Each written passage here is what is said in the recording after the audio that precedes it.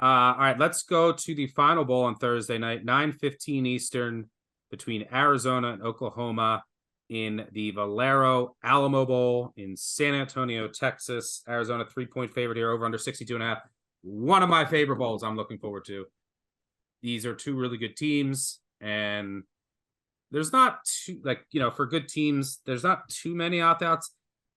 Arizona's left tackle, Jordan Morgan, who's a stud, he opted out. You could see Jacob Cowing. Jed Fish said there's 1 to 2 players that might opt out.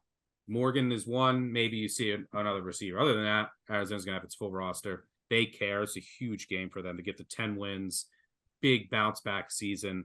Oklahoma, meanwhile, they won't have their offensive coordinator, Jeff Lebby, who took the head coach job at Mississippi State. Did you see him he was on shoulders getting paraded around? Or no, the AD was getting paraded around for that hire. Did you see that? No, holy cow.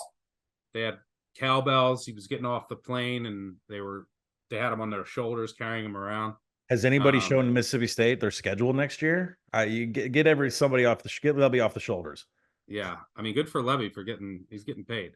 He also had in his contract, he has some incentives for, I think, a national title. Good luck.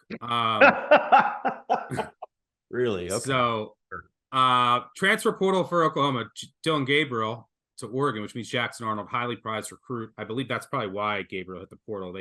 Oklahoma's probably said, look, we gotta go to Arnold next year, and eventually, plus Gabriel, go to Oregon, probably get a fatter check. A couple running backs in the portal for Oklahoma. The most important news, their star linebacker, Danny Stutzman, and their starting safety, Billy Bowman, they announced that they'll come back for 2024.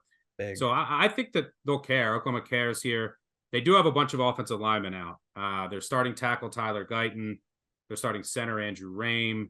A couple other, Caden Green, their left guard. So their offensive line could be compromised here, but they usually recruit well in that department. I played Arizona early. I will tell you, and I'll let you break this down. Everyone knows I'm on Arizona here. Similar to Miami, Ohio. I'm higher than the entire world on Arizona. I will say that I believe that there's going to be some sharp money coming on Oklahoma. So if you haven't bet Arizona yet and you want to ride with me, it's at 3. I think it probably closes like 2.5, maybe 1.5. So I would wait on Arizona. I think it's at the peak of the market now. But I think Arizona wins. But I think Arizona wins every week. So I'll let you break it down. What do you see here? Well, I'm going to be on Oklahoma, and I wanted to wait till this podcast before I A, put cash down, B, told you about it, C, had to suffer your wrath of going against Arizona. And the other thing that tweets will be coming, so get ready December 28th, Thursday night. And you know what I also hate is I have a direct flight to Phoenix to spend some Christmas time with family during this game before I head off to the Rose Bowl. So I'm really sad I'm going to miss. Well, you can when you land, you'll have a bunch of tweet notifications from me of Jed Fish pictures. Yeah, man, Jed Fish came out and is like saying that he was asked in an interview a couple days ago, like, why haven't you left for another job? And he's like, I'm committed to all these players. So we'll see if, he's like, they committed to me, I'm committed to them. Let's start off with the Arizona offense. Elite success rate in this offense from Noah Fafita.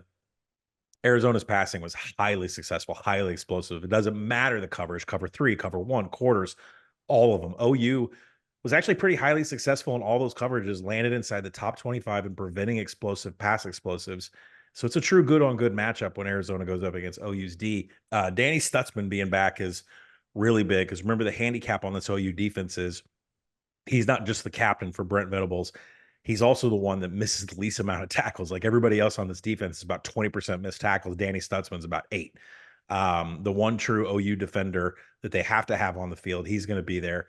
There's no real gotcha in the splits from Fafita from a turnover-worthy play with his depth of pass, his average depth of target, pressures. I tried to split Noah Fafita to figure out, like, is there a way you can pressure him? No, it's the same split. So what about his depth of target? 20 yards, 9 yards. No, it's all the same. I mean, this game is truly, the skill positions of McMillan, Coleman. I mean, this is going to be a true test for the Oklahoma defense, but the fact that Stutzman there makes it a lot better for OU. When you flip over to the OU offensive side, I just don't see a downgrade of Jackson Arnold, even in a game where he has little experience and Seth Luttrell is in there calling Jeff Lebby's old offense. There's a lot of skill here. Gavin Sawchuk's going to play. Wide receiver Drake Stoops, Jaleel Farouk, Nick Anderson. They're all available. They're all explosive for this OU defense. Now, left guard Caden Green is in the portal, but backup Troy Everett got 247 snaps at left guard, so no loss there. Now, right tackle Tyler Guyton opted out, but Jacob Sexton had 204 snaps at right tackle. Now, center Andrew Rom really leaves a hole there because Troy Everett, who I already mentioned at left guard, he played 60 snaps at center. So we do have one loss on the offensive line, but I just don't see this really hurting what OU does on offense. And Seth Lurchell has said, I'm not putting my flavor of this offense on Jeff Levy's offense until we get to the spring. Arizona struggled to defend the rush this season, specifically a very low 41% success rate against inside zone, which is the majority of all of Oklahoma's rushing attempts. Oklahoma was 7th in quality drives, 13th in offensive finishing drives. I'm not faulting Arizona here whatsoever. I don't think there's a big drop off in Oklahoma here. I think Danny Stutzman is the big difference maker on defense. Oklahoma is the far better team in preventing explosives. I'll take the Sooners and the points.